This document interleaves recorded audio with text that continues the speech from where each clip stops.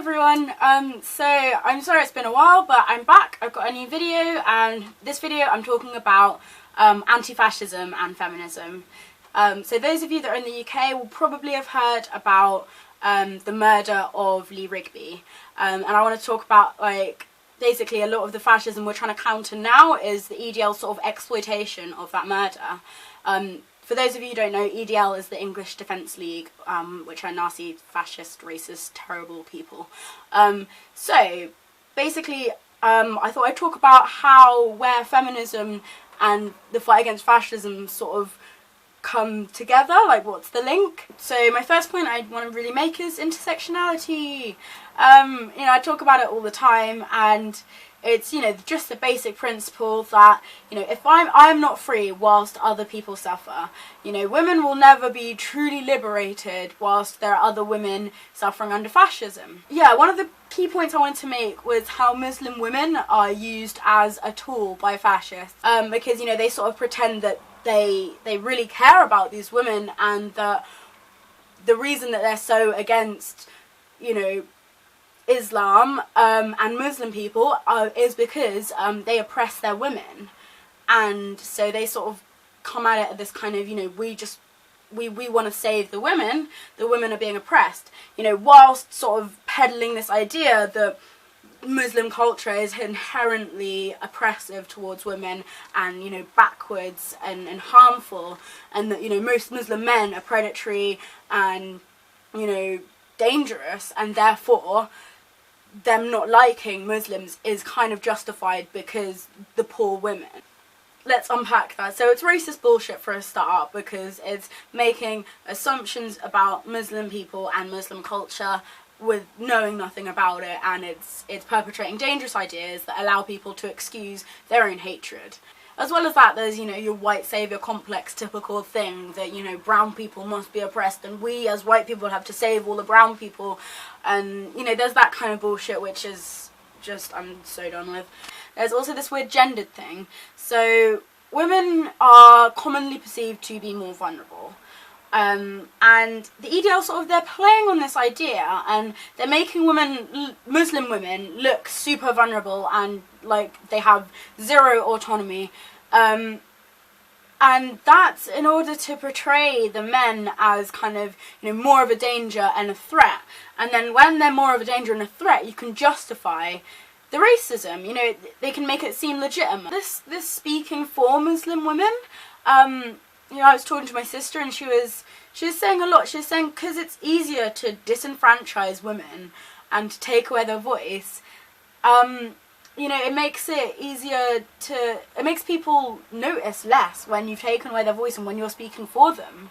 And, people don't pick up on the fact that, these ideas that Muslim women are so super oppressed aren't always coming from Muslim women.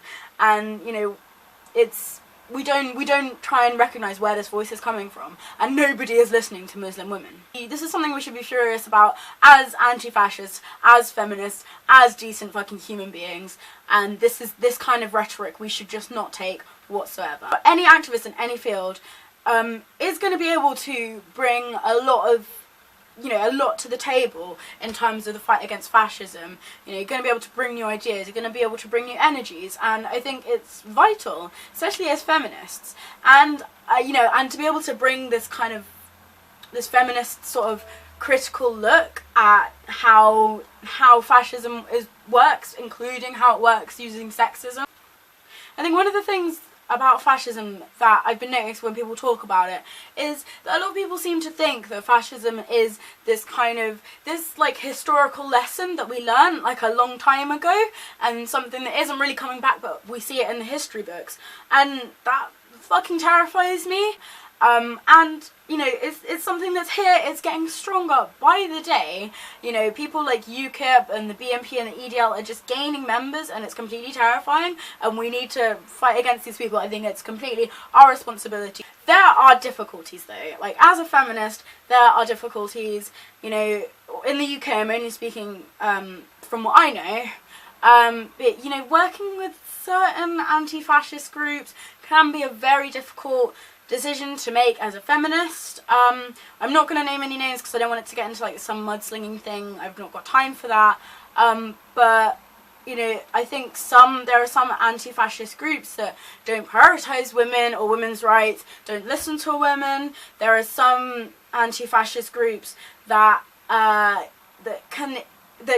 don't sort of see how intersectionality works and how women's oppression ties in heavily to fascism. And there are some anti-fascist groups that ignore their problems with misogyny and rape culture. So basically, I think that what I've been doing is that I have been getting involved with these problematic groups when there is a direct threat. For instance, when the EDL came to my city, I was there alongside people from a group that I don't particularly support or want to be affiliated with. But we were all fighting there together, and I was organising with them, I was communicating with them, and we were all working together to directly oppose the EDL coming to us. And I will happily work with these groups when we are directly opposing the EDL or the BNP or UKIP, or when there is a direct threat of fascism. However, when the direct threat dies down, I will go back to challenging these groups in whichever way I can. And I think that's how it should work. Like, work with these groups when you have to, challenge them at all other times, because, you know, make them, we need to pressure them into being a group that we don't feel reluctant to get involved with. I think the important thing is that we don't let ourselves get bullied into supporting these groups that we don't really want to support because they've got this problem, that problem, that problem, by people like saying that we're harming the cause or being separate. We should not have to choose between being a feminist and being an anti-fascist. Both movements should accommodate the other, and currently that isn't the case. That's my thoughts for today. It's been nice to make another video after such a long time. Yep, I'd love to hear all your thoughts. Okay, bye.